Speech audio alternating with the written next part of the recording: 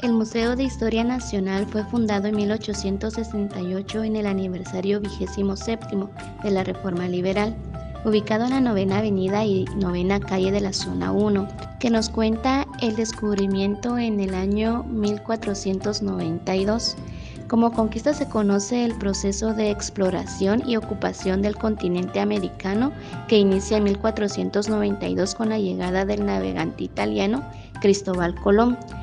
Fue protagonizada por los reinos de España y Portugal y más tarde por Francia, Inglaterra y los Países Bajos. En la época de la colonia, el contrato de viaje entre los Reyes Católicos y el contrato de viaje entre los Reyes Católicos y Cristóbal Colón, conocido como las capitulaciones, marcó la historia política, administrativa, económica y social de Hispanoamérica.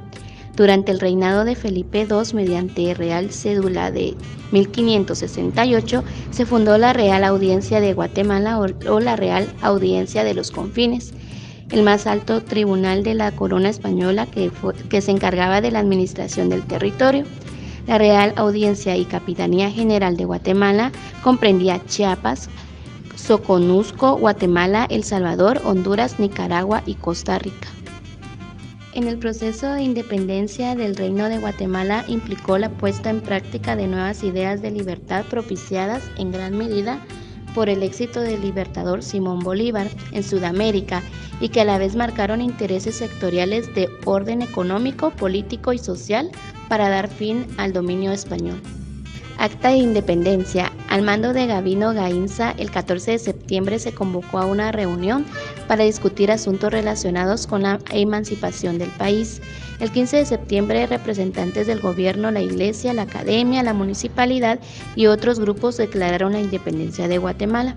Esta declaración buscaba iniciar el proceso de transición a un nuevo gobierno libre y soberano. La Federación. En 1821, toda Centroamérica declaró su independencia de España. Habiendo Guatemala encabezado el proceso, este se convirtió en la cabeza política de la región.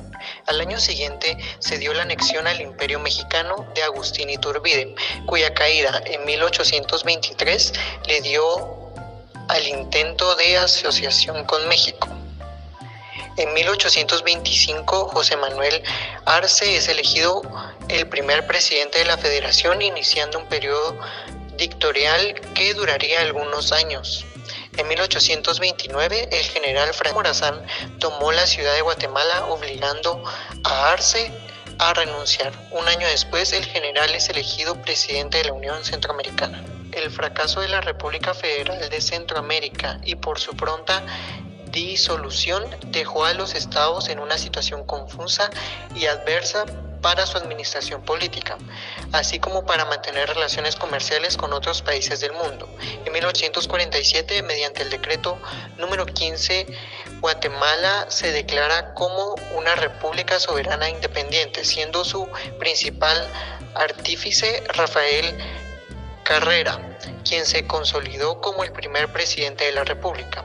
Ese decreto dejaba la posibilidad de la Unión Centroamericana y permitía a Guatemala establecer relaciones comerciales con Europa.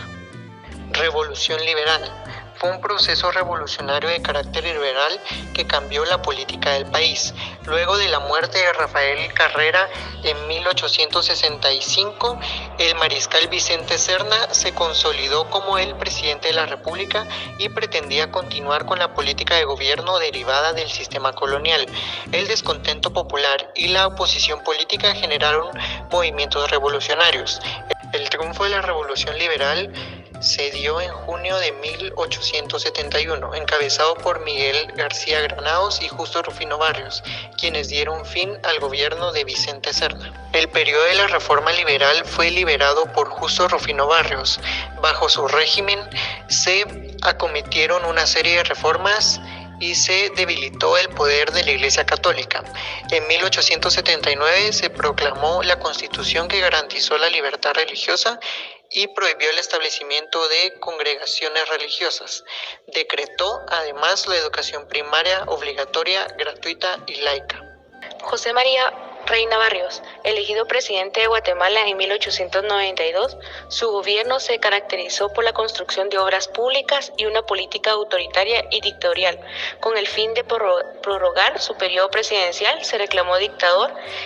Sus primeros años de gestión fueron de beneficio para el país, fomentó la industria, construyó edificios públicos y embelleció la ciudad inspirado en el desarrollo europeo.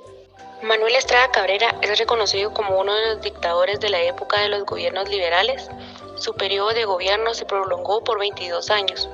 Las primeras décadas de su gobierno se vieron marcados por el progreso del país. El alcance del gobierno fue gradual e incluyeron educación, infraestructura, salud pública, comunicación, defensa y fomentó el comercio local y el exterior. Jorge Ubico hizo un gobierno de orden y prioridad realizando una cuantiosa obra material. Ordenó la construcción del Palacio Nacional, Palacio de Correos, Palacio de la Policía Nacional, Sanidad Pública, aeropuertos, La Aurora y otros.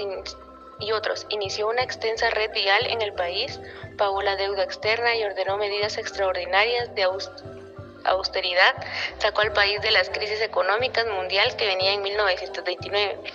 Hacia 1944, Ubico declaró nulas las garantías constitucionales y estrechó el control militar. Juan José Arévalo.